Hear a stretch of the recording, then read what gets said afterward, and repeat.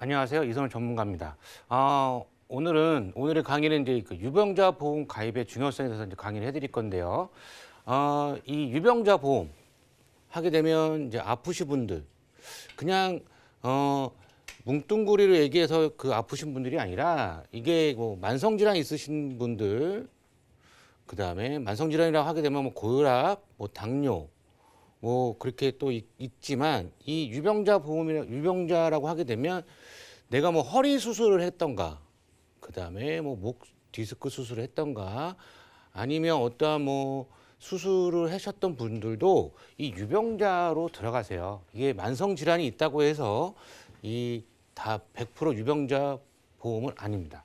그래서 이 유병자 보험을 가입을 할 때 왜 가입을 해야 되는지 이 중요성에 대해서 제가 오늘 자세하게 강의를 해드릴 예정입니다.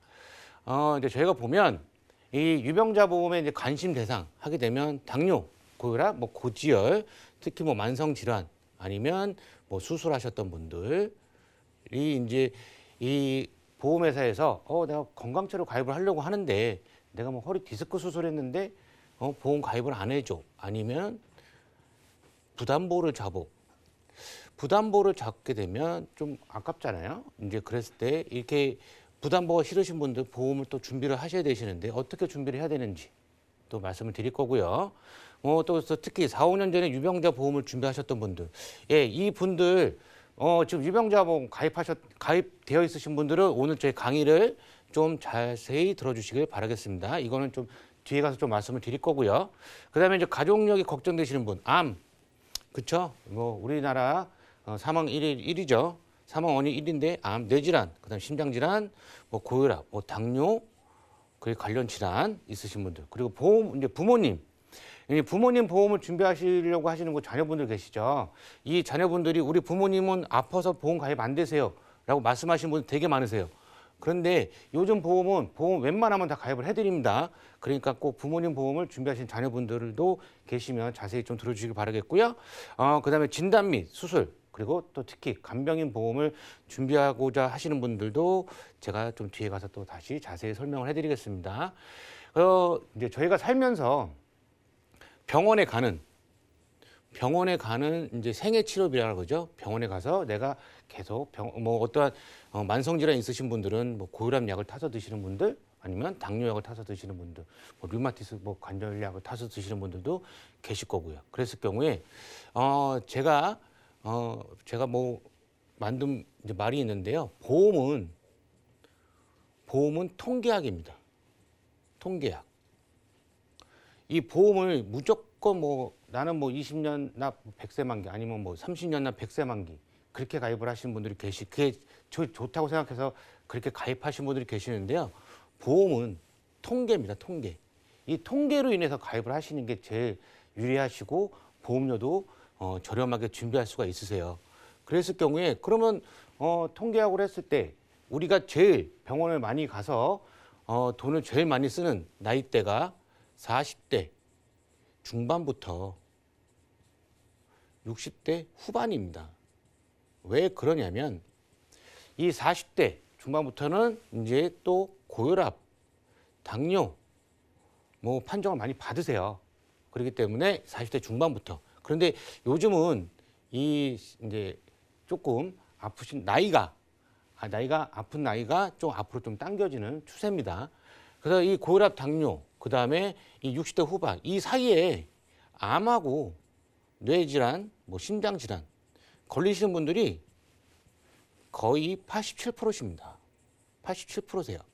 그러면 우리가 보험을 가입할 때 어떻게 가입을 해야 되느냐? 당연히 이때를 제일 중점적으로 가입을 하셔야겠죠. 그래서 저희가 이제 볼 때 보면 생애 치료비 65세 이후에 약 6,300만 원 지출이 되세요. 물론 내가 돈을 많이 벌어서 이 금액 뭐 1억 정도 내가 이 병원비를 쓸 수 있어라고 생각하시는 분들은 뭐 나는 괜찮아 말씀할 수가 있으세요. 그런데 이 보험이라는 건 우리가 어떠한 내가 살면서 0.1%의 확률을 갖고 내가 조금이라도 아프거나 아니면 다쳤었거나 그럴 때 내가 도움을 받기 위해서 보험을 가입을 합니다.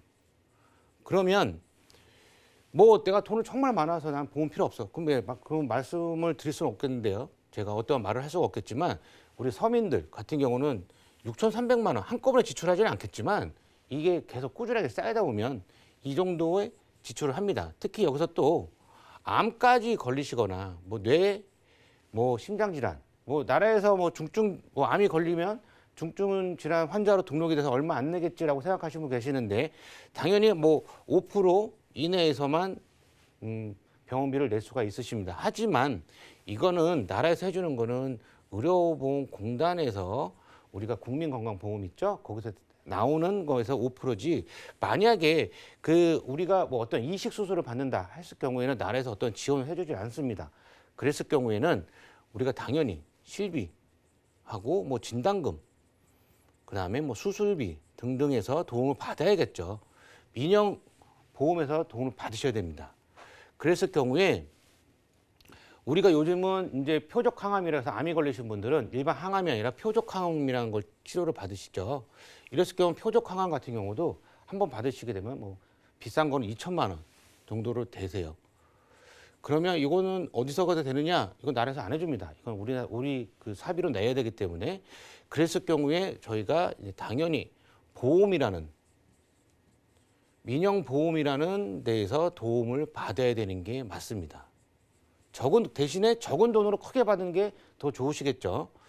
그래서 보면 통계, 잠깐 말씀드렸죠. 보험은 통계학이다라고 말씀드렸는데 고혈압과 당뇨 같은 만성질환 갖고 계시는 분들, 저는 당뇨 빼놓고 고혈압하고 고지혈이 있는데 이게 만성질환 3개 이상 보유하신 분들이 우리나라 전체 인구 63% 정도가 되세요. 이게 어떻게 되냐? 뭐 고혈압, 당뇨, 그다음에 뭐 관절염 등 뭐 이렇게 갖고 만성질환 3개 이상 갖고 계신 분 계시고요. 한 개만 갖고 계신 분들이 별로 없으십니다. 그러니까 2개도 한 21% 정도. 그래서 이 유병자 보험이 이제 우리나라에서 출시가 됐는데요. 출시가 좀 몇 년 전에 됐는데 이 유병자 보험을 이제 그 당시 아주 히트 상품이었어요. 아, 우리 아픈 사람들도 가입이 될 수 있었어. 그런데 보장이 그 건강한 사람보다 조금 좀 안 좋았습니다. 보장 자체가. 그래서 이제 이 유병자보험 연도별 신계약 계약 건수를 보게 되면 2015년도 했을 때 28, 그리고 2017년도, 2018년도를 보시게 되면 이게 되게 상승을 하는 게 보이시죠? 이렇게 급상승을 하십니다. 급상승을 하시는데 이 유병자 보험을 가입하셔서 나 이 당시 정말 가입을 잘했다고 생각하시는 분 계신데 보험은 물론 2010년도에 유병자 보험 나왔을 때 이 당시에 보험은 최고의 보험이었습니다. 그렇지만 보험은 계속 바뀌죠. 계속 바뀌고 또 좋아질 수도 있고 나빠질 수도 있지만 현재 2020년엔 이 유병자 보험이 일반 건강한 사람들처럼 보장이 거의 비슷하게 들어갑니다. 보장 자체가 거의 비슷해요. 그래서 내가 지금 현재 유병자 보험 있으신 분들은 내가 어떠한 보장이 가입되어 있는지 한번 보시면 이 2017년도, 18년도에 가입하셨던 분들은 이 당시에는 보험은 가입을 해줬지만 보장이 좀 약했다라고 말씀을 드릴 수가 있습니다. 그래서 이제 연령별 이제 보험 구성 방법을 좀 살펴보게 되면 20세 이하는 20세부터 65세 이제까지 말씀을 드리면 실손보험은 그냥 베이스로 깔고 갑니다. 이거는 이제 보험에 있어서 사람을 보면 심장입니다. 보험의 심장이 실손보험이에요. 실손보험은 무조건 이제 가입을 하셔야 되시는데 우리나라 인구가 5천만이라고 보게 되면 지금 실손보험 가입하신 분들이 3,500만 명 정도 된답니다. 3,500만 명이면 우리 5천만 명인데 당연히 1,500만 명은 가입이 안 되셨겠죠.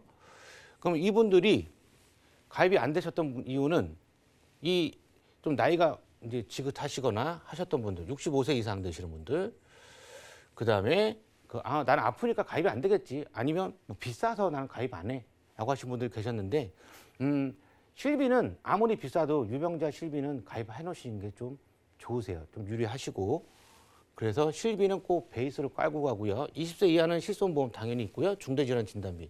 20세 이하 같은 경우는 꼭 20년 납 100세 만기로 가입을 하시는 게 정답이세요. 왜냐하면 이 20세 이하 같은 경우는 100세까지 살 수 있는 확률이 이제 많겠죠.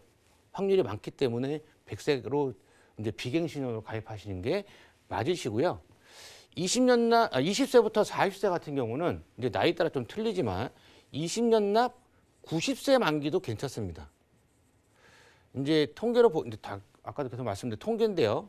이 만약에 뭐 30세 정도 되시는 분들 뭐 물론 100세까지 살면 좋지만 90세까지 사는 확률이 더 많기 때문에 20년 납 90세 만기도 괜찮다고 말씀을 드려요.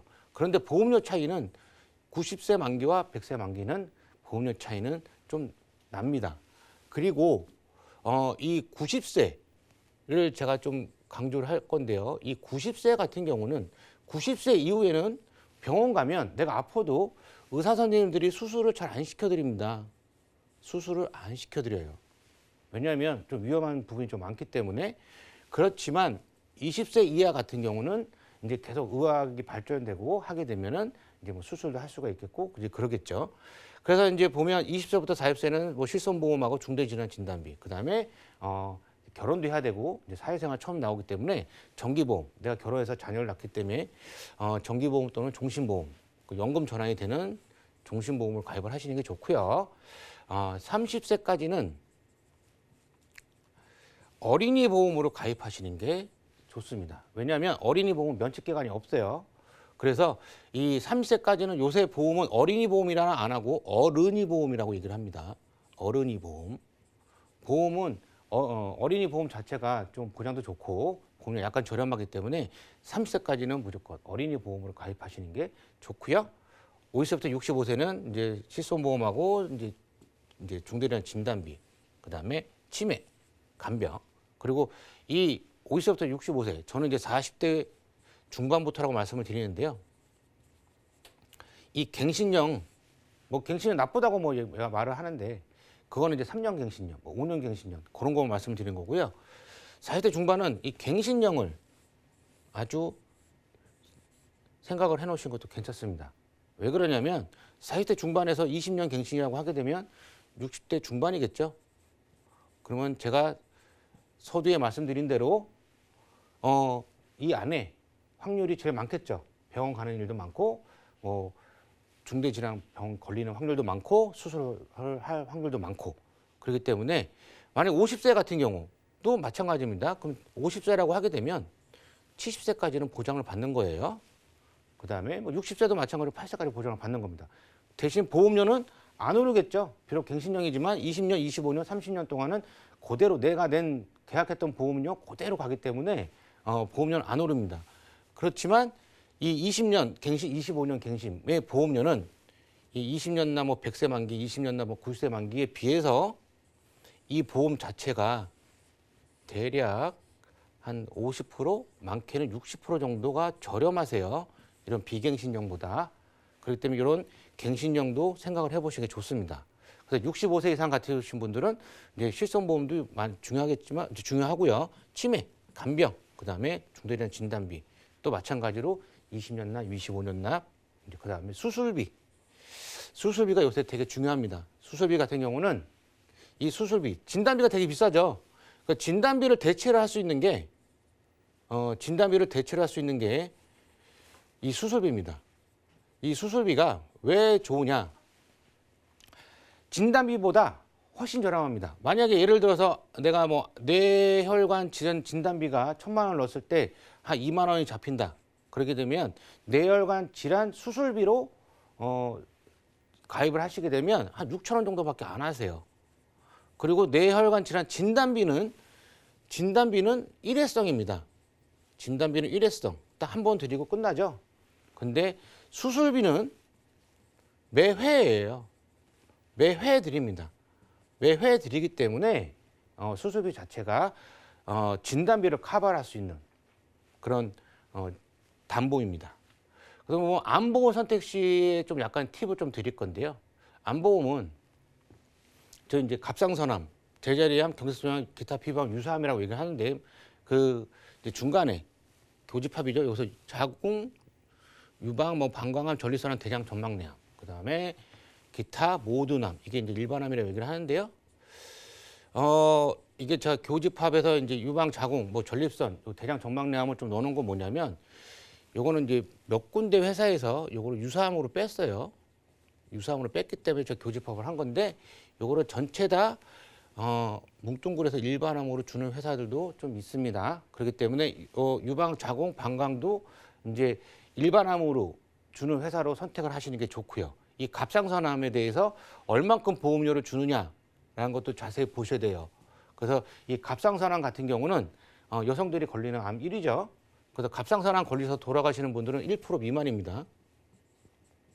1% 미만이에요. 요새는 그래서 갑상선암 암도 아니라 그러죠. 그런데 그 예전에 가입하셨던 보험들 같은 경우는 이 저런 유사암, 갑상선암 뭐 제자량 같은 경우는